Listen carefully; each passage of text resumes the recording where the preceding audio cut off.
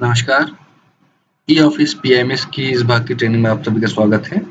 तो पिछले वीडियो के कंटिन्यूएशन में कुछ पार्ट रह गया था, मैं उसे यहाँ पे कवर कर दूं।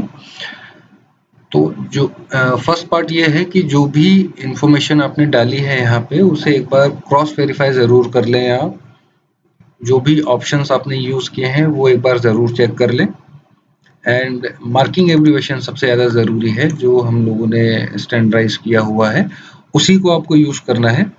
अगर मार्किंग एब्रिविएशन बनाने में कुछ दिक्कत आ रही है आप लोगों को या नहीं समझ पा रहे हैं तो कंसर्न जो पर्सन है आपके यहाँ पे उनसे आप कांटेक्ट करें, वो एनआईसी से कांटेक्ट करेंगे और उसे हम कोशिश करेंगे कि रिजॉल्व कर दें।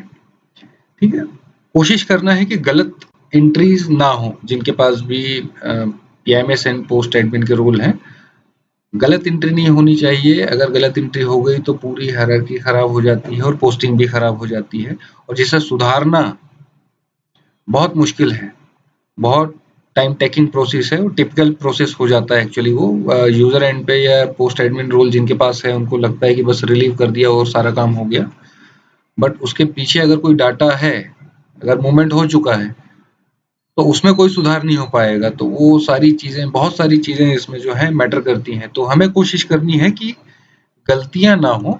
अगर गलती होने की संभावना लग रही है, कहीं कोई स्टेप समझ में नहीं आ रहा है, तो उसे एक बार कंसर्न पर्सन से आपके यहाँ पे पूछ लें या हमारे एनआईसी में कांटेक्ट करें, और उसका हम कोशिश करेंगे जो आपका इशू है उसको जल्द से जल्द उसका जो समाधान है आपको दे पाए। ठीक है, तो इसको एक बार जल्दी जल्दी रिव्यू कर लेते हैं।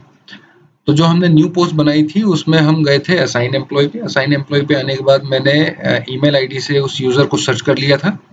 सर्च करने के बाद मैंने यहाँ पे डायरेक्ट या रेगुलर, जो भी ऑप्शन आपको सुटेबल लग रहा है इनमें से वो आप ले लें। इसके बाद जो ऑर्डर नंबर है उसको आप रैंडम ऑर्डर नंबर यहाँ पे डाल सकते हैं। ऑर्डर डेट में करंट डेट आप ले सकते हैं।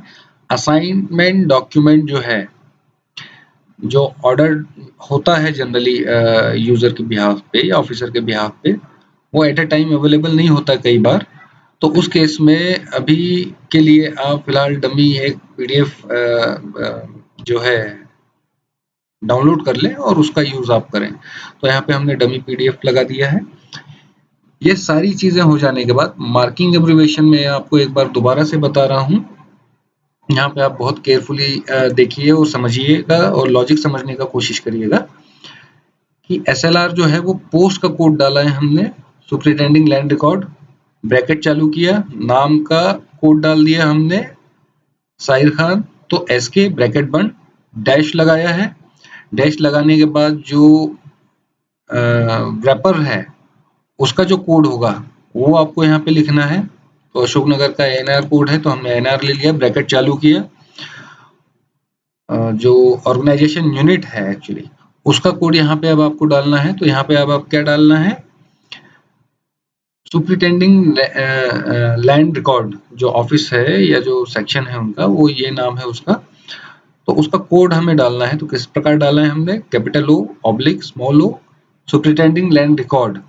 तो इसका हमने शॉर्ट फॉर्म यूज कर लिया है एसएलआर ऑफिस, जो बहुत कॉमनली यूज होता है, सभी लोगों को पता है। ब्रैकेट बंद किया, किसके लिए बना रहे हैं उसका कोड डाल दिया, तो कलेक्टेड के लिए है। तो अशोकनगर कलेक्टेड में ये एक पोस्ट हमने बनाई, मार्किंग एब्रिविएशन दिया। ये सारी इंफॉर्मेशन डालने के बाद असाइन एम्प्लॉय पे क्लिक करना है आपको।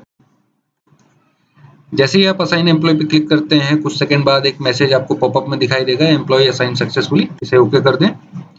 जैसे ही आप ओके करते हैं तो यहाँ पे देखिए उस पर्टिकुलर यूजर की डिटेल आ गई है।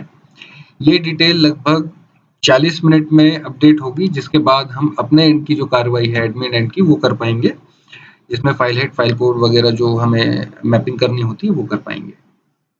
तो इस भाग में इतना ही, धन्यवाद।